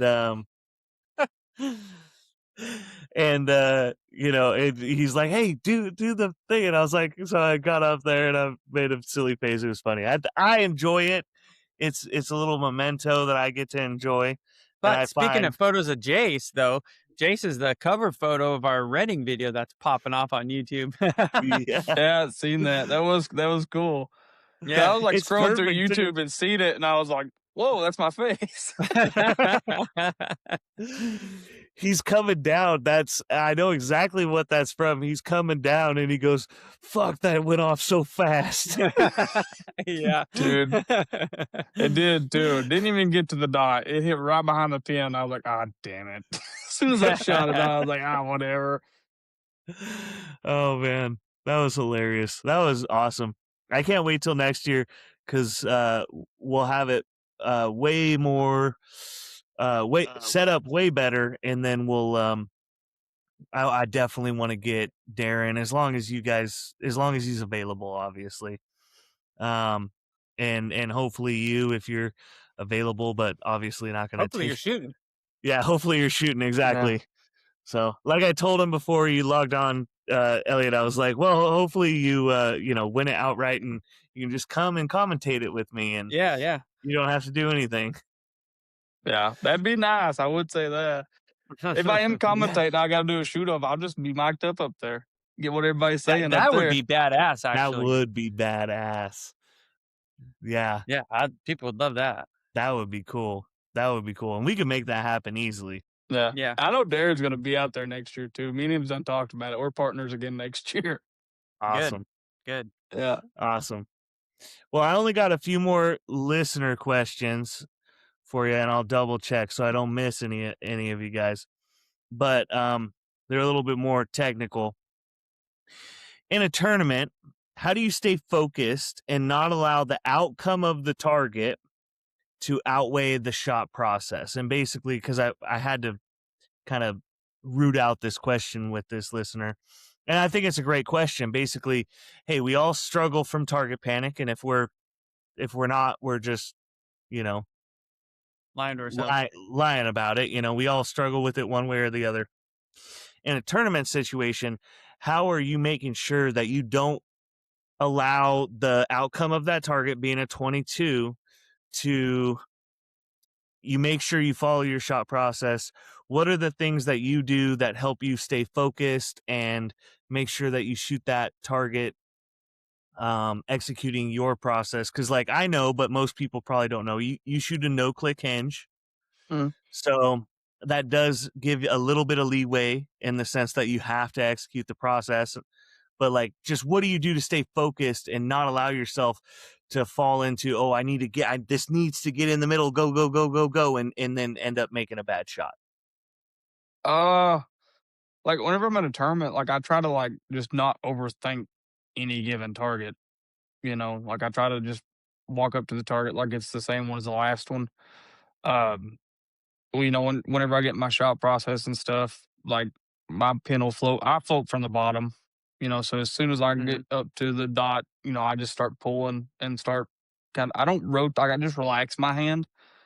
And I try not to overthink the target because like I know in my head, like even if I go out here and win Redding or win Vegas or win whatever tournament, Monday, whenever I get back home, I'm going to be slinging trash. I'm going to be working Monday no matter what, or Tuesday if I don't get home till Monday afternoon. So like I feel like a few years ago I kind of like was putting too much pressure on myself and was like, oh, I need to do this, need to do that. And I'm just like, now I'm at the point where like, man, there's so much more stuff in life to be worried about than shooting a bow.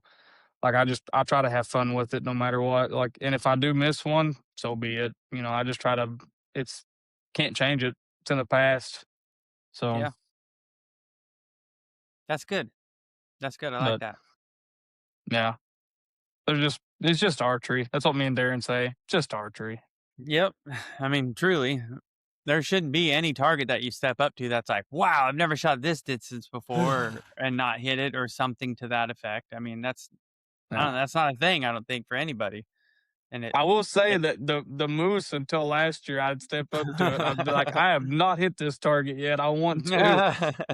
And I finally got it last year. This year was a breeze. I put twins in that thing, and I was like, phew, thank God.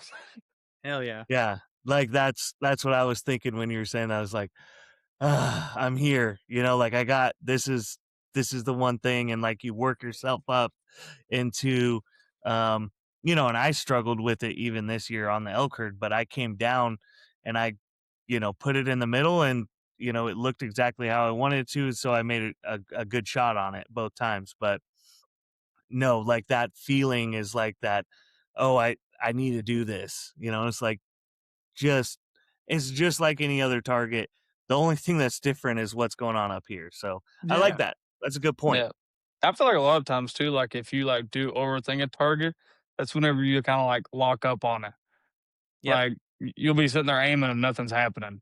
Like it's just aiming. That's like whenever like, shit goes bad. So I try like my hardest just to not worry about it as much. Like it's just a target. If I miss it, so be it. If I miss 10 at Redding, it's whatever. It was meant to be that way. So I'm glad I went back and looked because I have 3 more listener questions that have come in since we've been on the podcast. Really? So, one of them kind of plays into one of the questions that I've been waiting to ask you because it's a really technical one. So I'll leave that one out. But this one is pretty straightforward. What 2 releases are in your pouch at all times? right now it's the Scott Ascent and the Scott Select. Both hinges, both of them pretty much the exact same, except for the Ascent is brass, like the heavy, Mhm.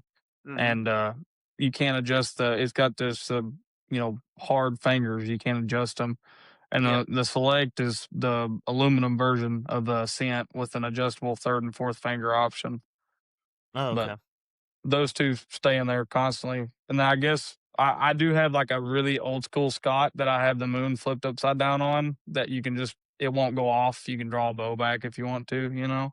Oh. But other than that, I think it's just like I don't even know what it is, honestly. It's really old school Scott. It was a four finger. I chopped the third or fourth finger off of it so it would fit in my release pouch better. And it doesn't go off? No, it's the old school one, like where it had like the half moons, Yep. Yeah. like back before all this micro adjust stuff came around. So like it's flipped completely upside down. Like it will not go off. Like you'd have to like rotate it to where the hook would just like flick off of it. Oh, okay. Yeah. Sometimes I'll like during indoor season I'll use it to just aim. Like I know that sounds stupid, but like a lot of times, like before indoor season starts, I'll go over to the range and I'll just draw back and aim all night and never shoot a single arrow just to Oh, try really? to, yeah, just to try to get my aim better and make it make it better. I can still rotate through the release, but nothing's happening. I'm just Mhm. getting used to holding in the middle. Yeah. That's Good. actually a really good training drill. Yeah. I like that. What kind of dot or fiber are you running for, I guess, specifically each event that you go to? Do you make them all the same? Do you change based upon where you're going? And what's determining that? I shoot a pin for 3D and for Redding. Um, I shoot a 29 thou blue fiber in the bowfinger scope. Mhm. I like the 29 thou. Yeah, I shoot a 6 power lens for Redding and for 3D, or like ASA wise. Mhm. I don't know. I don't mind a fuzzy pin. And I think that's why I like the 29 thou because like the center of it's like really crisp, but like then it's got some like fuzzy edges. Um, and it's something I started doing after the first year at Redding because I went to the first year at Redding and shot a 4 power lens with a 10 pin, and I was like, this is not the move. So I went home and changed it to a 29 thou with a 6 power, and I really liked it. So I just kept shooting that way for 3D and everything. And then for indoor, I shoot a big dot, big big black dot on a 4 power lens. Just covers up the whole yellow except for just a halo right around my dot, and that's it. Just mainly for the I Movement? don't know.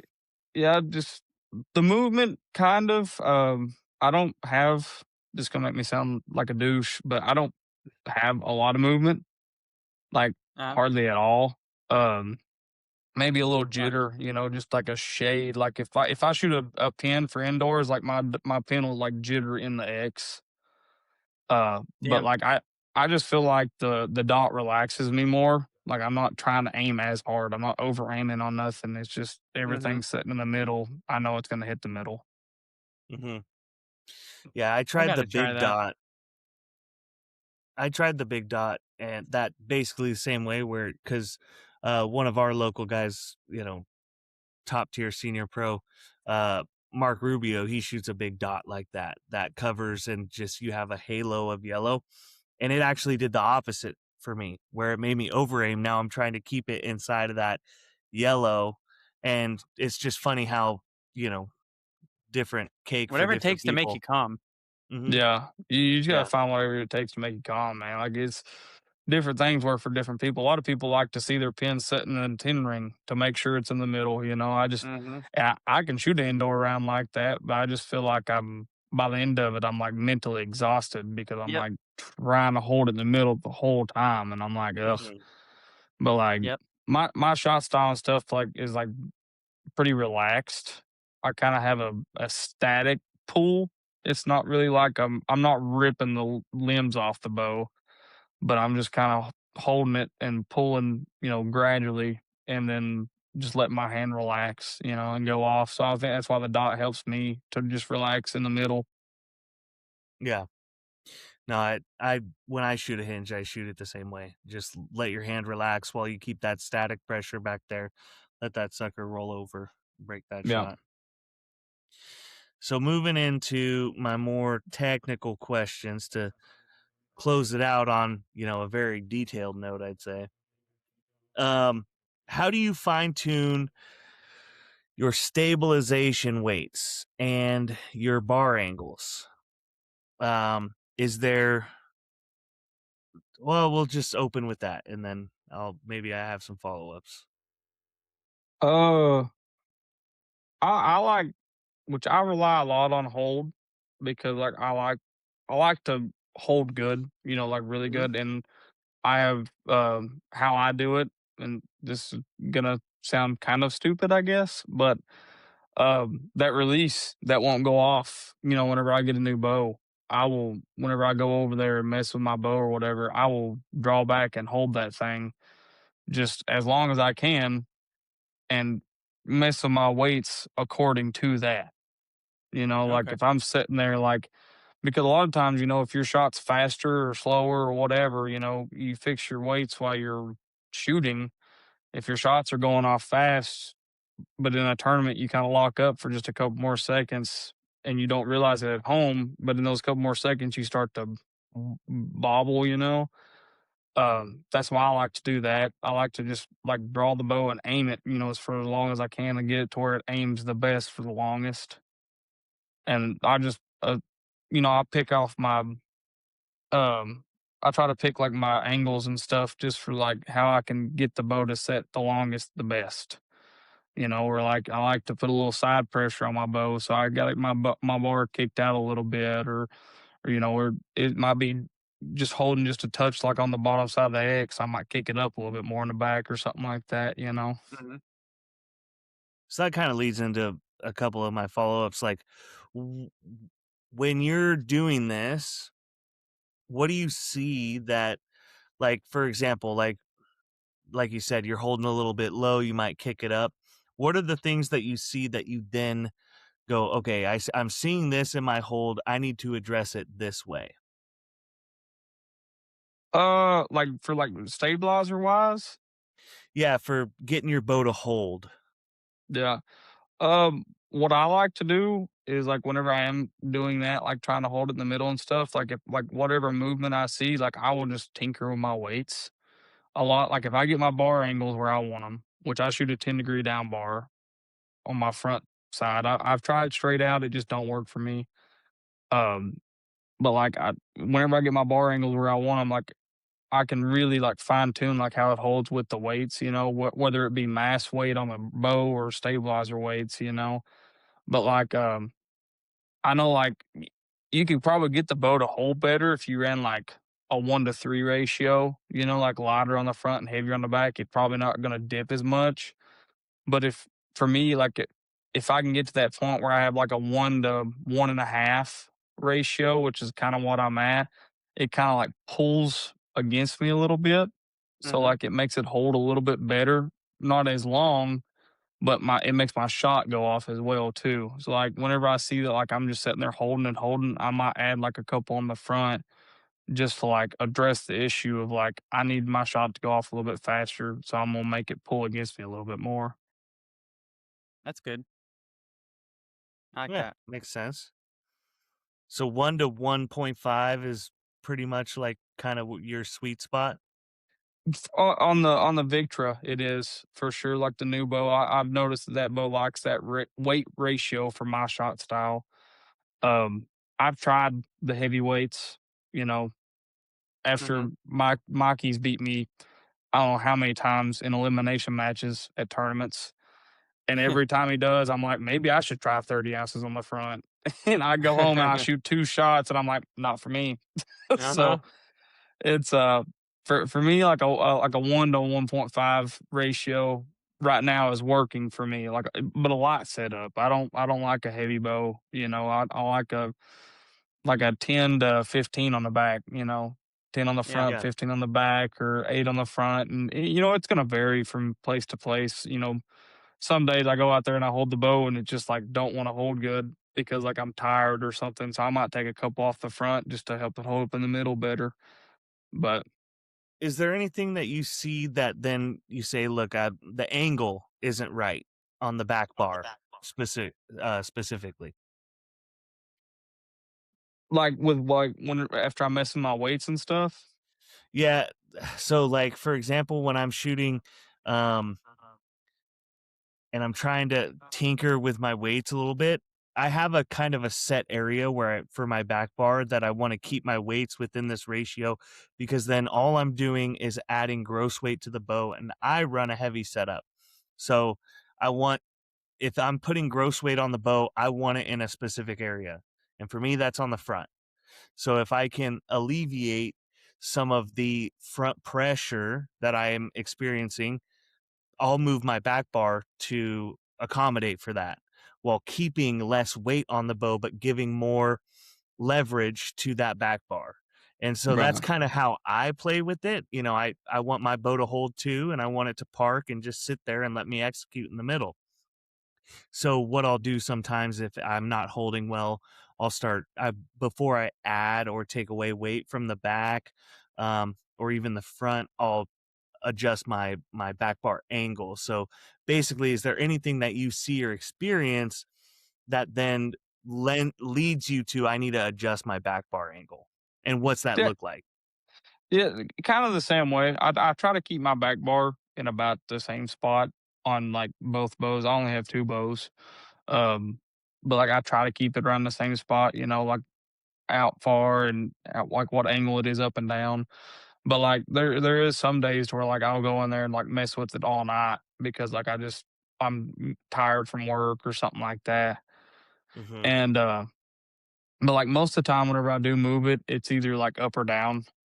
Um, but like if I am like I feel like sometimes whenever I am like jittering more, like if I'm like more tired and it's got like a shake to it, like a little jitter, I can kick it out a little bit more and put a little bit more side pressure onto the bow, Hmm. and it kind of makes it's just put a little bit more torque onto the bow, I guess you'd say, and it'll Hmm. make it like sturdy up just a little bit, enough to where I'm all right with it, and then sometimes it'll get left like that, and then sometimes I'll come back in and move it back to exactly where it was the day before.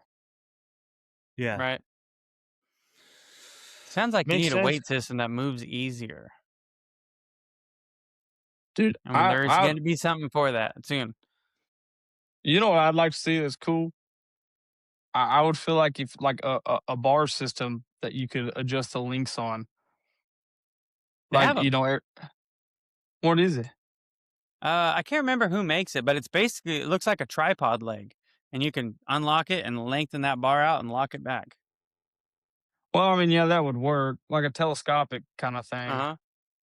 Yeah. But like if you done it like that, I feel like it wouldn't be as like sturdy. You know what I'm saying? Like I almost feel like if Oh you do yeah. like a just like an end cap, like make it like different like end caps or whatever to go Hmm. on the bars and like have them different weights or whatever. What Just if where if you you wanted to could try different move? weights, What if you could move a weight like up and down your bar? they have that.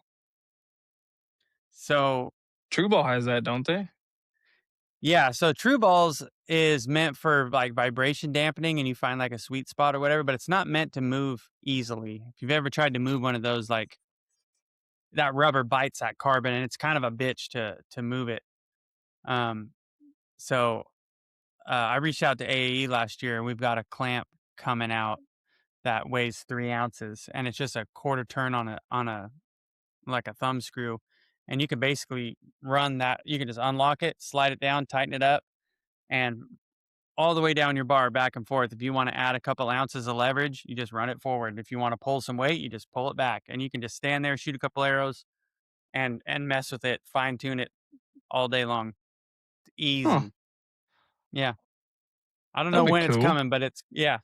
I ran one at Redding. There's only 4 right now in existence, but I think the last I heard they're looking at getting like 300 of them done and getting them out to people and shit.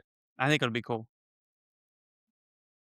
Because That like would I be do the cool. same thing on days where I'm like I haven't eaten. It gets early. I don't eat a whole lot of breakfast and stuff. But like usually in the morning I start out pretty jittery, and I'll usually run that a little bit out further just to kind of add a little bit more leverage, like you're saying, and soak up some of that movement. And then usually by the time it's 11 o'clock and I've hit the snack shack or whatever, I'll pull it back another 6 inches and then leave it for the rest of the day. I've done that a lot of times.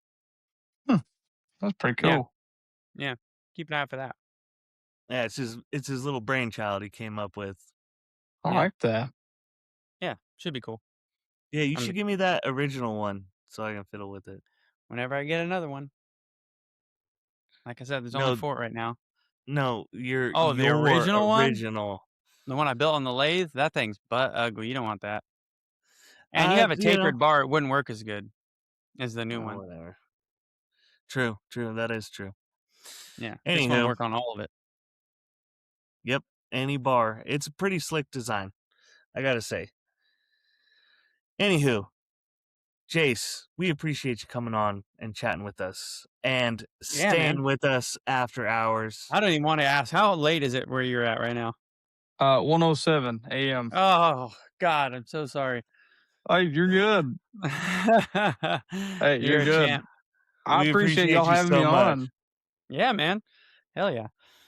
No, I was telling Elliot before Redding, I was like, we should try and get Darren and Jace on. It'll be a fun podcast. And just, man, time that month of April is just about as there's not enough time in the day. I was Yeah. literally complaining. I need 48 hours to do what I need to do in Today. one day. Yeah. Yeah. It's Yeah. just, We need to get together sometime because I travel a lot with Darren.